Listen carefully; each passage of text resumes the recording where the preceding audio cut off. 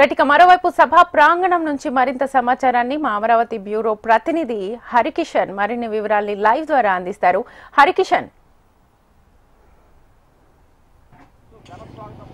Thank you శ్వేత. ప్రధానంగా ఎప్పుడెప్పుడు అని ఆశగా ఆతృతగా ఎదురు చూస్తున్నటువంటి ఘట్టానికి, ఈ అద్భుత ఘట్టానికి తెరలేవడానికి మరి కొన్ని గంటలు మాత్రమే సమయం మిగిలి ఉంది. రాజధాని రైతులతో పాటు ఆంధ్రప్రదేశ్ రాష్ట్ర ప్రజలందరూ కూడా ఆసక్తిగా ఆతృతగా ఎదురు చూస్తున్నారు. ఎందుకంటే 10 సంవత్సరాల పాటు రాజధాని లేని రాష్ట్రంగా ఉన్నటువంటి ఆంధ్రప్రదేశ్కు ఈరోజు మరొక్కసారి పునర్నిర్మాణం జరుపుకొని వచ్చే సాధారణ ఎన్నికల కల్లా కూడా రాజధానిని నిర్మాణం చేసుకుంటామని చెప్పేసి బలమైన ధీమా వ్యక్తం చేస్తున్నటువంటి కూటమి నేతల నేపథ్యంలో ప్రతి ఒక్కరు కూడా ఖచ్చితంగా ఒక మహానగరం అయితే రూపుదిద్దుకుంటుంది. దానికి వేదికగా ఈరోజు అమరావతి ప్రాంతం మారబోతుందని చెప్పేసి కూడా అందరూ ఆనందం వ్యక్తం చేస్తున్నటువంటి ఆ పరిస్థితి అయితే ఉంది. ఒకసారి మనం చూడవచ్చు, ఇక్కడ సభా వేదిక ప్రాంతం వద్ద ఉన్నాము. ఇది సచివాలయ ప్రాంతం వెనక సైడ్ ఈ ఇక్కడ సభనైతే ఏర్పాటు చేశారు. దగ్గర 250 ఎకరాల సువిశాల ప్రాంతంలో దీనిని మొత్తం కూడా ఏర్పాటు చేయడం జరిగింది.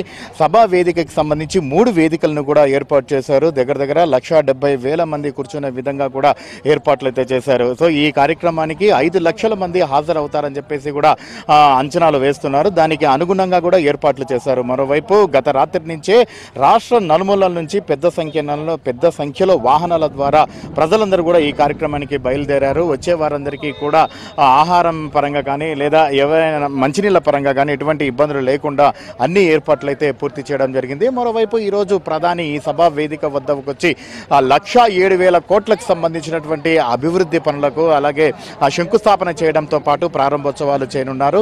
మరోవైపు ఇటు 59,000 కోట్లకు సంబంధించి అమరావతి నూతన రాజధాని నిర్మాణానికి సంబంధించి శంకుస్థాపన కూడా చేయబోతున్నారు. రాష్ట్ర వ్యాప్తంగా రహదారులు అలాగే రైల్వేలు అలాగే పరిశ్రమలకు సంబంధించినతో పాటు విద్యుత్తుకు సంబంధించినటువంటి అనేక అభివృద్ధి కార్యక్రమాలకు కూడా శ్రీకారం చుట్టబోతున్నటువంటి పరిస్థితి ఈరోజు ఉంది. మరోవైపు ఖచ్చితంగా అంటే ఈ ప్రధాని ఈ వేదిక మీద నుంచి రాష్ట్రానికి ఒక మంచి హామీ ఇస్తారు. కేంద్ర ప్రభుత్వ సహాయ సహకారాలు పూర్తిగా ఉంటాయన్నటువంటి ధీమా ఏదైతే ఉందో ఆంధ్రప్రదేశ్ ప్రజలు వ్యక్తం చేస్తున్నారో దానిని ఈరోజు ప్రధాని నోటి నిండా వింటాము అని చెప్పేసి కూడా అందరూ ఆశగా ఎదురు చూస్తున్నటువంటి పరిస్థితి కూడా ఉంది. దానికి అనుగుణంగా సైతం ఇప్పటికే ఏర్పాట్లన్నీ పూర్తి అయ్యాయి.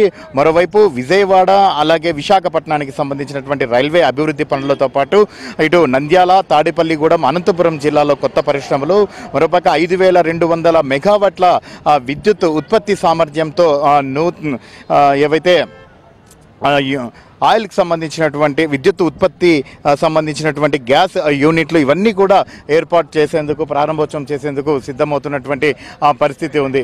ఒకసారి మనం చూడవచ్చు, ఈ సభా ప్రాంగణం అంతా కూడా చాలా సువిశాలంగా ఏర్పాటు చేశారు. అత్యంత సుందరీకరణ కూడా ఏర్పాటు చేశారు. మరోపక్క దగ్గర 500 ఎకరాల్లో పార్కింగ్ సౌకర్యం కూడా కల్పించారు. 8,000 బస్సులు ఈ కార్యక్రమానికి అంటే ప్రైవేటు అలాగే ప్రభుత్వ సంబంధించినటువంటి బస్సులు అంటే ఆర్టీసీకి సంబంధించి అలాగే ప్రైవేట్ బస్సులన్నీ కూడా 8,000 బస్సులు హాజరవుతాయని చెప్పేసి కూడా దానికి అనుగుణంగా ఏర్పాట్లు చేశారు. ఏది ఏమైనప్పటికీ మాత్రం మొత్తానికి ప్రధాని సభను విజయవంతం చేసేందుకు భద్రతా పరంగా అన్ని ఏర్పాట్లు చేశారు. శ్వేత.